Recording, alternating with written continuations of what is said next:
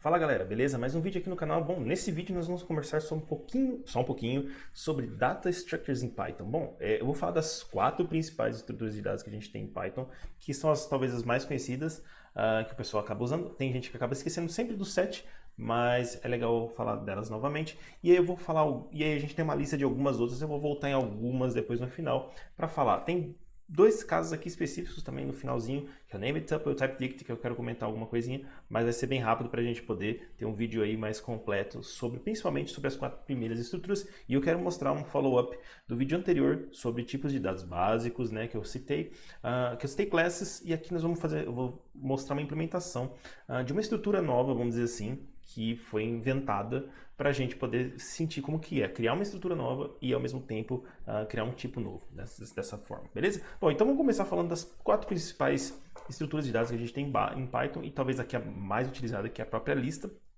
Né? Então, as listas, na verdade, no final das contas, elas são mais ou menos como array lists, né? Em outras linguagens que a gente tem, ou vetores, né? De certa forma, e não como aqueles arrays mais clássicos que nós temos em C, por exemplo, onde a gente tem que definir uma estrutura, um espaço de memória pré-definido e esse espaço normalmente não cresce. Aqui a gente tem essa possibilidade de expandir esse espaço, né? De aumentar esse tamanho dessa lista. Então, ela funcionaria mais ou menos como um vector, talvez, ali no Rust, a gente pode fazer um comparativo dessa forma, né? Que na verdade é um item que pode ser aumentado e não é fixo ali em espaço, né? De tamanho especificamente, beleza? Bom, tirando isso, para definição de listas em Python a gente tem ali o colchetes, né? Então quando a gente vai definir uma lista, uma nova estrutura, e aí a lista ela pode conter, como Python é uma linguagem dinâmica, a gente pode conter nessa lista qualquer tipo de valor, não precisa declarar esse tipo, né? E podem ser de tipos diferentes. Então aqui eu coloquei tudo como valores numéricos inteiros, né? Mas eu poderia colocar ponto flutuante, eu poderia colocar string, aqui Python tem essa vantagem ou desvantagem, dependendo de como você interprete isso, beleza? Então, para criar uma lista, basicamente eu tenho que usar o colchetes. Eu posso usar um modo, por exemplo, como list, né? Para criar uma lista, essa chamada dessa função. Mas, comumente, você vai acabar vendo o uso desse modo literal de fazer criação de uma lista. Bom, assim como nós vimos nos tipos lá principais, a lista vai se comportar como um tipo também. Eu não coloquei ela como um tipo básico, vamos dizer assim, porque ela é uma estrutura, de certa forma, que vai conter outros tipos de dados, né? Então, por isso que eu separei em 2 vídeos diferentes aqui. Um vídeo mais voltado para dados básicos, como os exemplos inteiros, e os dados estruturados, estruturas de dados, vamos dizer assim, né?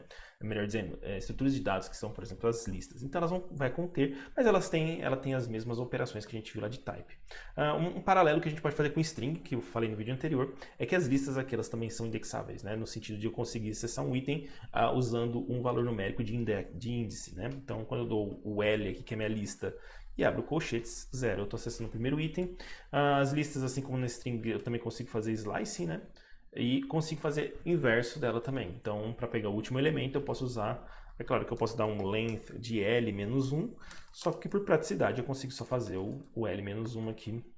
Ele vai retornar. E eu consigo fazer um slice reverso também. Por exemplo, pegar os últimos 3 itens da lista aqui no caso. Beleza? Bom, a lista, como é um objeto, né? Ela tem propriedades e métodos, e alguns dos métodos, por exemplo, o append para adicionar um item no final da lista, ou pop para retirar o item no final da lista, né? Então aqui eu estou fazendo um append adicionando 6, depois eu dou um pop e o valor é retornado para mim numa variável, se eu quiser utilizar ele, né? Que é o K. A gente consegue também verificar o valor de índice, então que índice que está o item né, o valor na posição 3, né? Então eu consigo retornar o índice de um valor específico, por exemplo, do 3 vai estar na posição 2 aí, beleza? Bom, e uma coisa interessante da lista, que a gente vai notar também nos dicionários e nos sets, é que a gente tem os chamados list comprehensions, onde a gente consegue criar uma nova lista a partir de um iterador. No caso aqui eu estou usando um range, que retorna para mim iterador, que é numérico de 1 até 9, né? De 0 até 9, desculpa. Então ele vai me retornar uma lista. No Python é bem comum a gente ter esse construtor de list comprehensions, de usar ele para várias coisas diferentes. Por exemplo, para criar novos elementos, filtrar elementos de uma lista já pré-existente, aplicar algum mapeamento, etc. e tal, que às vezes em outras linguagens a gente vai usar um construtor tipo map, um filter, um reduce, que também existe em Python, mas como funções built-ins, né? Aqui no caso as listas elas vão estar como construtores, list comprehension na verdade vai estar como um construtor sintático para a gente poder utilizar aqui, belezinha? Legal.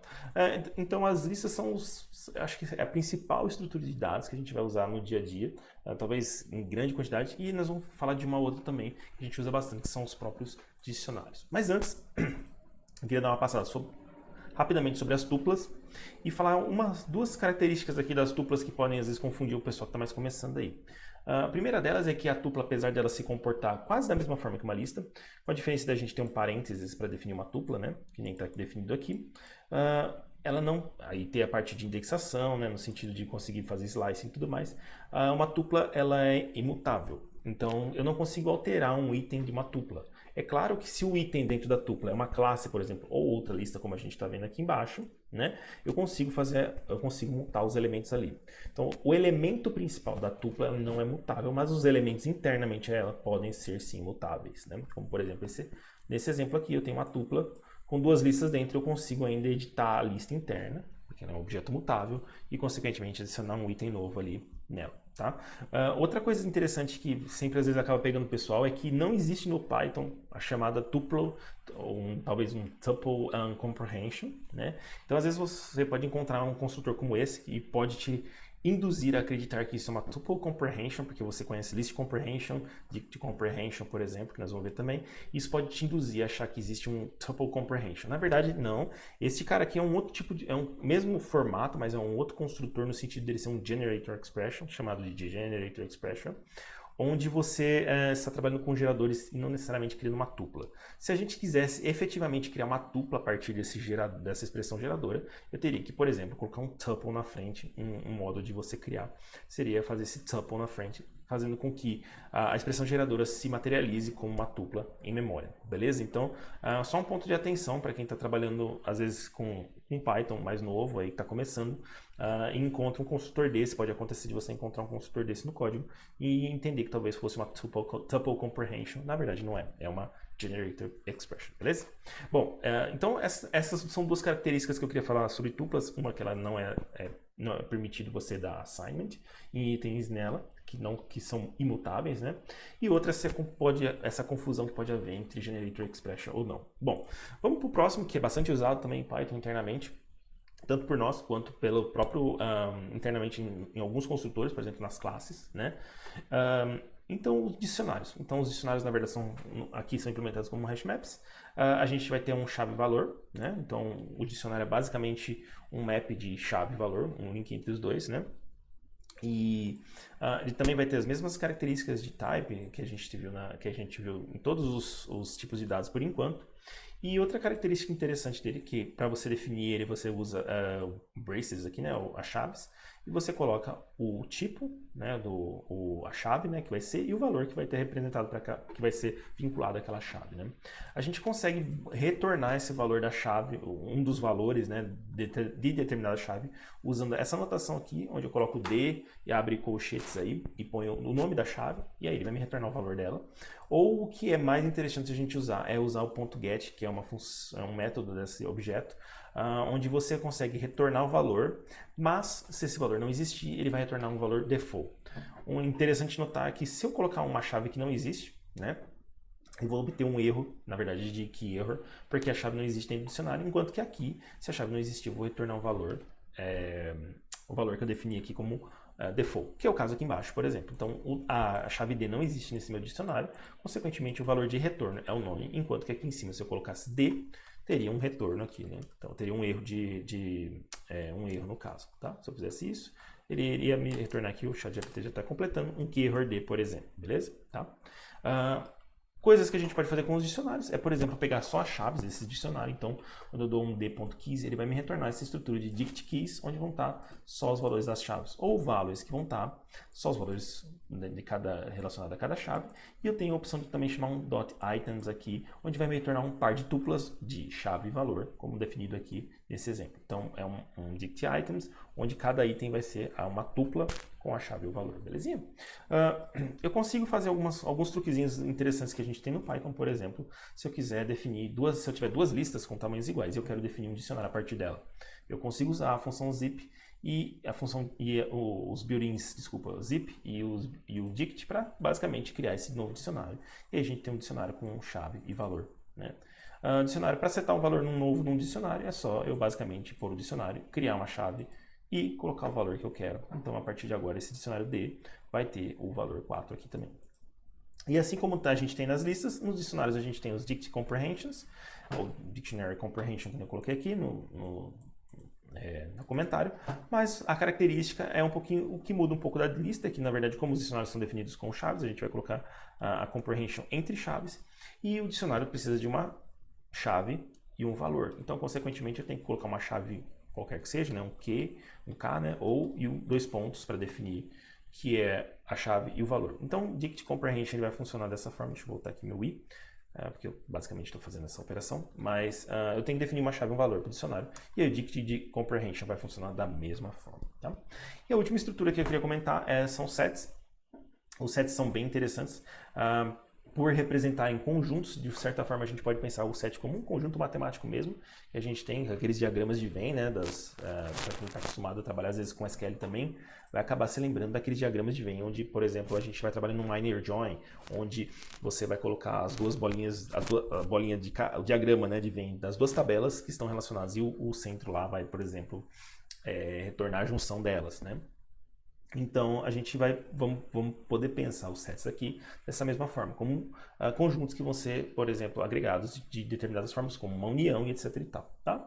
Então, a definição, para a gente definir um set, ele é muito parecido com um dict, e às vezes o pessoal acaba confundindo isso também um pouco, já vi pessoas confundirem isso.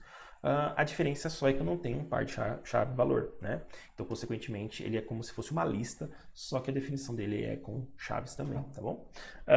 Uma questão interessante é que eu não consigo fazer um subscribe, por exemplo, acessar um item via índice, por exemplo, do set aqui, né? Então, esse exemplo aqui vai dar esse erro de type error aqui, porque o objeto não é acessado via get, para pegar um valor específico. Para adicionar um item no set aqui é um pouquinho diferente, no dicionário não, no set, ele tem as suas funções, por exemplo, como a função add, né? Então, a lista a gente tem o append, aqui no dicionário, aqui no set a gente vai ter o add, né? Então, um pouquinho diferente algumas formas de cada um desses objetos.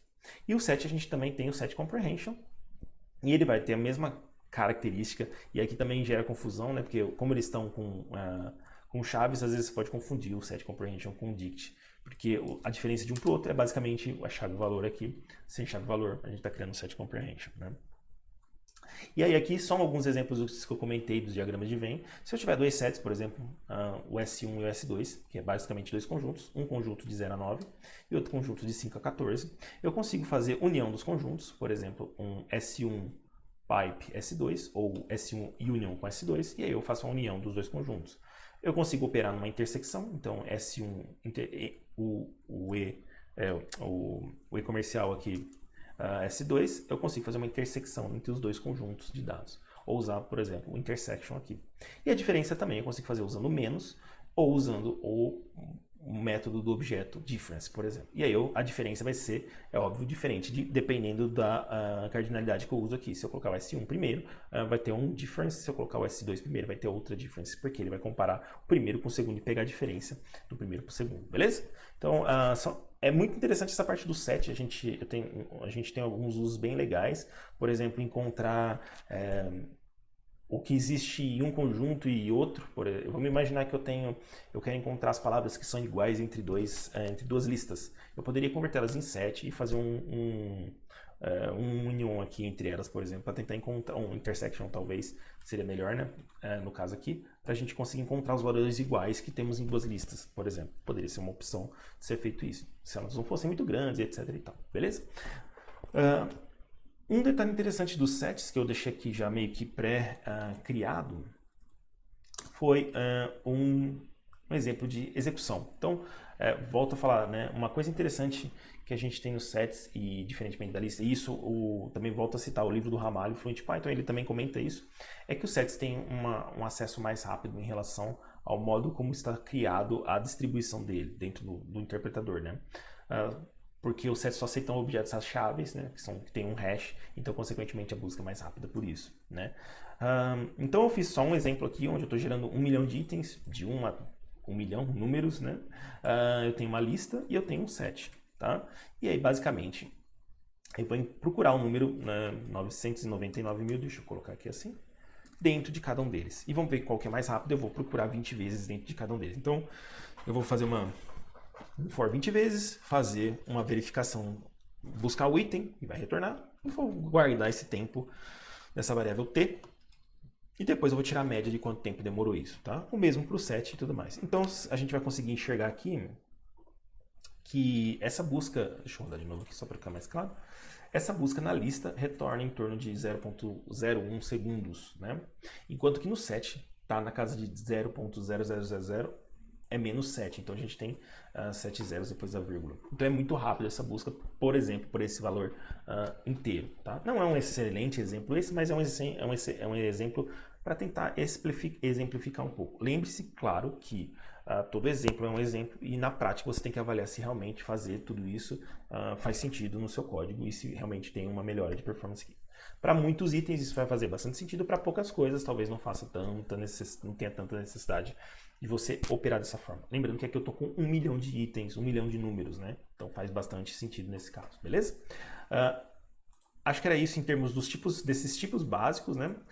Aí eu queria aumentar só algumas coisas que a gente tem outros tipos de dados que a gente existe dentro da standard lib do Python, como por exemplo frozen set, o tipo array, o tipo byte array, memory view, named tuple, que também é bem interessante, o pessoal usa bastante, o deck, counter, o heap queue, que seria tipo mais priority queue, e aí a gente tem dentro de typing, né, da parte do módulo de typing, a gente tem esses dois caras que é o named tuple e o typedict, que basicamente vão representar uma tupla e um dicionário, mas eles, cara, são interessantes porque a gente pode estender eles nas nossas classes e tentar dar criar uma classe mais voltada, por exemplo, como se fosse uma tuple, né, uma named tuple, principalmente com type annotations e tudo mais. Então eles são interessantes nesse sentido para você usar, talvez para esse tipo de coisa, tá? Esses caras, todos que estão aqui, eles estão dentro de algum módulo, então a gente precisa fazer um import de certa forma deles, né? Eles não estão disponíveis, como é o caso desses primeiros 4 aqui, desses 4 básicos,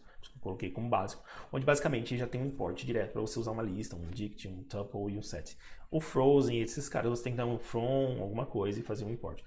Não me lembro se o frozen precisa, mas acho que todos os outros precisam também. Talvez o frozen precise também e eu que estou só esquecendo aqui, tá?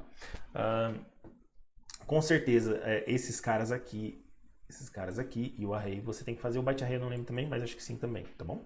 Então todos eles estão dentro da standard lib de certa forma, distribuídos em algum módulo, por exemplo, para você utilizar, beleza? Bom, e aí para finalizar aqui o vídeo, eu só queria mostrar um exemplo de uma classe que você pode criar no Python, por exemplo, para tentar criar uma estrutura de dados nova, tá? Então, as classes, como eu comentei no vídeo passado, de tipos básicos de Python, no vídeo anterior a esse, né, tá bem realmente na ordem, a gente pode criar a classe pode nos dar a oportunidade de criar um tipo diferente de dado, né? Então aqui eu estou criando uma classe com um nome immutable, tá? Nem um nome que nem é muito correto, vamos dizer assim, que nomenclatura em classes normalmente a gente usa com I maiúsculo, mas eu deixei minúsculo aqui, tá? Só para exemplo, deixar mais como se fosse um tipo básico, vamos dizer assim, né? Porque a gente tem no Python, por exemplo, list, tudo minúsculo, mas enfim, tá? Bom, essa classe aqui, ela basicamente recebe qualquer tipo de valor, tá? E basicamente ela opera nesses valores. E eu tenho uma implementação aqui onde, é claro, eu verifico se o tipo é tal, mas no final das contas os dados internos vão ser convertidos para uma tupla. Então ela seria uma classe que o valor é imutável. Eu não consigo adicionar novos valores. Quando eu adiciono novos valores, eu crio, na verdade, uma nova classe e tudo mais. Isso vai ter um performance hit, com certeza, porque eu estou criando toda vez um objeto, criando valores, né, criando tuplas e tudo mais. Mas a ideia aqui foi mais para exemplificar esse tipo de coisa, né? Essa classe ela tem vários então, métodos implementados, que são os dunder methods do Python, básicos para você implementar, às vezes, um tipo específico de dado.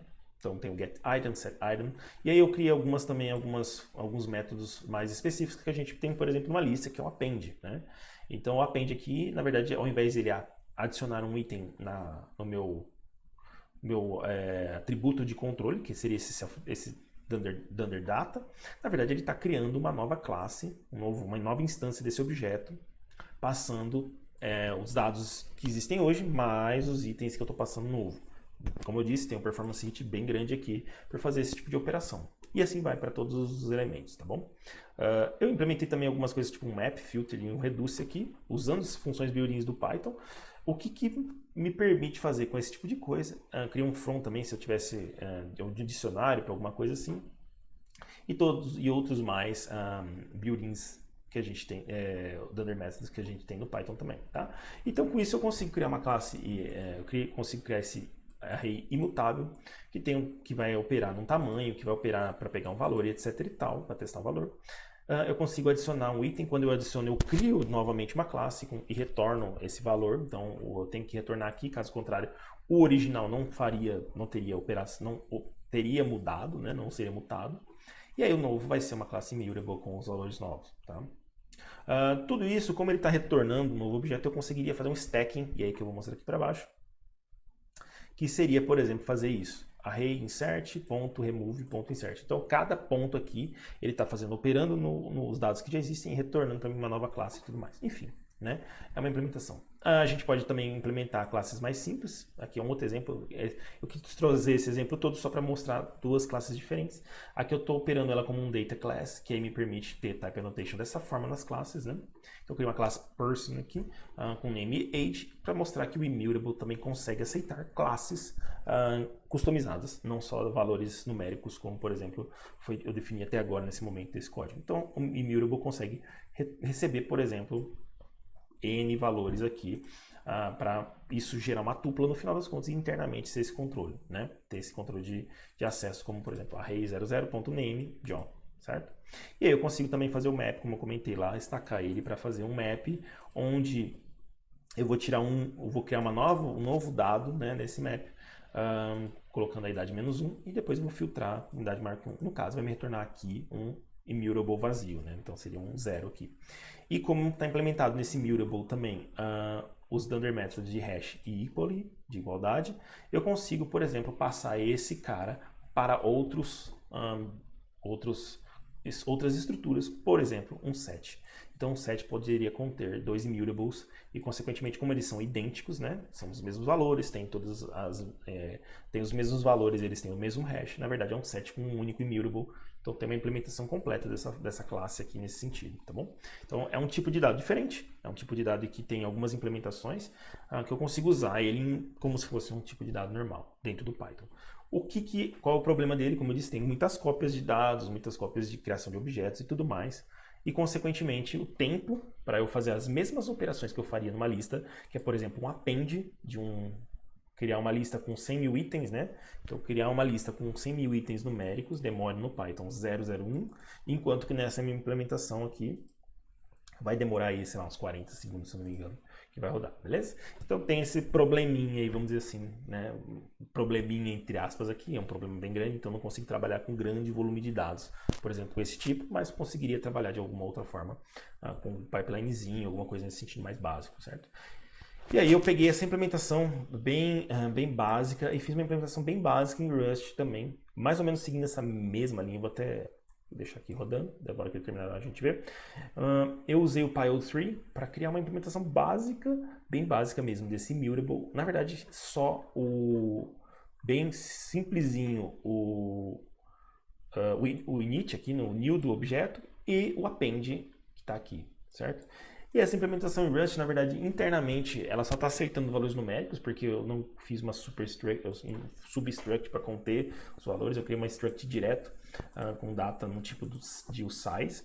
Enfim, é uma implementação muito básica, só para eu avaliar em termos numéricos o quanto que essa implementação que faz uma interface com Python em relação à implementação Python básica seria melhor ou pior. Então, apesar disso tudo estar implementado aqui de certa forma bem, talvez, com certeza não, com certeza, com um monte de problemas e um monte de melhorias que poderia ser feito, né? Mas ele basicamente opera da mesma forma que esse immutable na parte numérica, por exemplo, que nem esse caso aqui, né? Do range não, mas desse caso aqui, por exemplo, né? Ele operaria dessa mesma forma aqui. E então a gente consegue, por exemplo, vir aqui e aí esse cara ele é gerado um binário para a gente poder executar e a gente consegue usar através do Python, que é a partir desse caso aqui. Então esse cara aqui, esse immutable, na verdade é um acesso a essa lib do Rust aqui, que eu criei para essa classe immutable, para esse struct immutable, que tem essas operações aqui implementadas, esses métodos aqui de new e de getData e de append. Então quando eu estou fazendo isso daqui, eu estou basicamente operando dentro do Rust ali para fazer esse cara. E é claro, esse cara aqui ele tem uma performance muito melhor do que do Python, então a nossa immutable demorou 95 segundos, enquanto que, deixa eu ver se eu consegui rodar direto aqui, enquanto que essa nossa implementação aqui eu não vou conseguir rodar direto. Deixa eu vir aqui. Python. Perf. Enquanto que essa implementação na lib do Rust, usando o Immutable aí, né? Ainda a gente vai estar operando bem menos do que no Python aqui. Provavelmente vai demorar, nos meus testes estava demorando 6, 7 segundos. Aqui vai demorar mais porque eu estou gravando vídeo, o OBS está rodando, então tem uma carga de CPU maior. Mas, então, em relação ao que a gente tinha 95 segundos no Python, a gente está com 12 segundos aqui. É óbvio que a gente tem vários problemas aqui que não está chegando na questão da list, porque é uma implementação naive que eu fiz aqui rapidinho só para tentar comparar uma coisa com a outra. Mas, às vezes vale a pena você operar em outra linguagem quando você está criando uma estrutura de dados, e não em Python necessariamente. Aqui o take é mais ou menos esse aí. Se você estiver operando em Python, tome cuidado com o volume de dados. Se você for criar uma classe, por exemplo, como essa, tome cuidado com o volume de dados, porque vai impactar na sua performance, na sua execução do seu script. Belezinha? Bom, acho que era isso o vídeo. Eu vou ficando um pouquinho mais longo do que talvez eu queria. Provavelmente eu volte para falar de algumas das estruturas de dados que eu estou comentando aqui, que eu comentei aqui nesse Others, principalmente a RPQ, que eu acho bem legal, e o DEC, que são bem legais, principalmente para a gente poder criar algoritmos, por exemplo, de DFS e etc e tal, né? Que a gente usa em AI básica, vamos dizer assim. Então dá pra gente usar implementando esses caras aí, belezinha? Bom, gostou do vídeo? Não esquece de deixar o like, curte o canal e assina, né? Se inscreve no canal caso você não é inscrito ainda. Deixa o like aí e comente o que você gostou, o que você não gostou. Se eu esqueci de alguma estrutura ainda que a gente tem em Python, que às vezes nem eu lembro de todas que a gente tem na Standard Lib. E se você conhecer alguma estrutura, alguma biblioteca de estrutura de dados, deixa aí também o link para ajudar os outros que passarem por aqui, belezinha? Valeu, um abraço e até!